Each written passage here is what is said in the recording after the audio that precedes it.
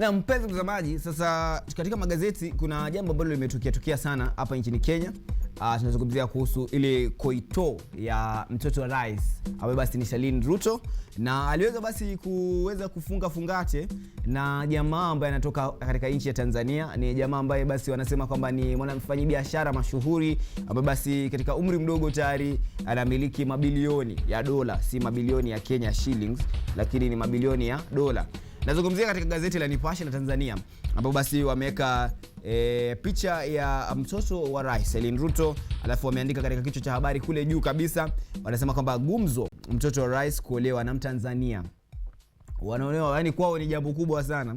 Lakini pia mimi kama Mkenya nahisi kwamba kidogo tungefanya hii kazi wenyewe, lakini jambo la heri ni la heri tu. Haya, kwa hivyo wanazungumzia katika gazeti hili la Nipashe, gumzo, mtoto wa rais Ruto kuolewa na Mtanzania. Ni kweli, ni kueleza tu ni jambo la kufurahisha huko. Na vile vile katika gazeti hilo wanazungumzia kuhusu siri hukumu nyingi nchini kutenguliwa. Wataalamu wa sheria waonya kuwa kuachiwa kwa mshtakiwa hakumaanishi moja kwa moja kuwa hakutenda kosa, bali upande wa mashtaka. Anazungumzia hapo na alama ya kuendelea.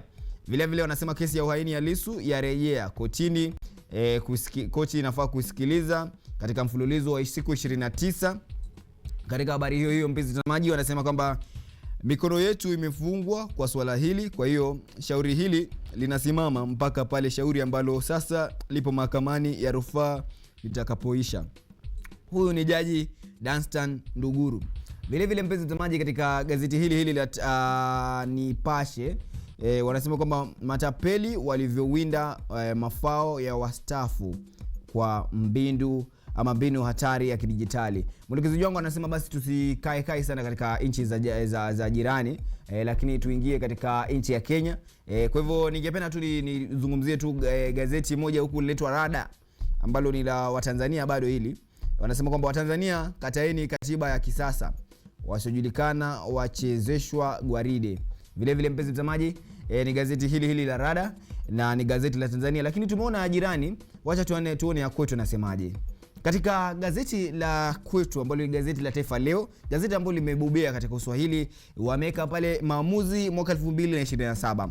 Wanasema kwamba ni mwaka mmoja tu uliosalia kabla ya Wakenya kuchagua viongozi ama kiongozi wao atakayetawala hadi mwaka 2032. Alafu wamesema kivumbi chaanza hasa. Wameka picha mpenzi mtazamaji ya Rais William Ruto, vile vile wameka bwana Edwin Sifuna, wameka bwana Kalonzo Musyoka, vile vile pia wameka bwana Fred Matiang'i, pia wakaweka bwana Rigathi Gachagua, pia wakaweka basi pia Bi Martha Karua katika kinyang'anyiro hiki kizima. Na wanasema kwamba mwaka mmoja kuanza leo Wakenya watamiminika katika vituo vya kupiga kura kufanya uamuzi kuhusu atakayetawala hadi mwaka 2032. Washanganuzi watachagua kama kumbadilisha Rais William Ruto kwa muda mwingine ama kumpa muda wa miaka 5 mingine.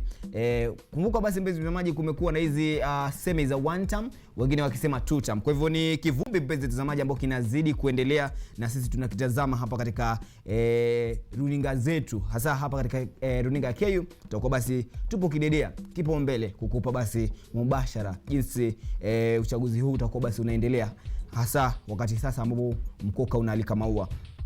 Tuingie katika gazeti la The Standard. Wanasema kwamba where are they, police officers on the run.